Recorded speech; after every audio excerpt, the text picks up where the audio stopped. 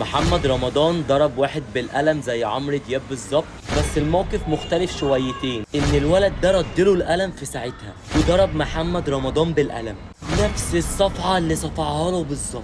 وطبعا هتشوفوا كل ده في الفيديو دلوقتي. والسبب اللي خلى ان محمد رمضان يضرب بالولد ده حتة قلم، ان الشاب الصغير ده عنده فوق ال 17 16 سنة، وراح رفع التليفون وغفل محمد رمضان وشتمه، وكان بيقول في الفيديو تقريبا محمد حمضان اهو. وطبعا من حسن حظه اللي محمد رمضان سمعه لفله بسرعه محمد رمضان وعايز يخطف منه التليفون عشان يمسح طبعا الفيديو. وطبعا من هنا لما الشاب مرضاش يدي لمحمد رمضان التليفون، راح محمد رمضان مدي قلم عسل. بس هنا الموقف ما بينه وما بين عمرو دياب ان الشاب ردله نفس القلم في ساعتها. يلا بينا نشوف الفيديو مع بعض. انا بقى تعال واحده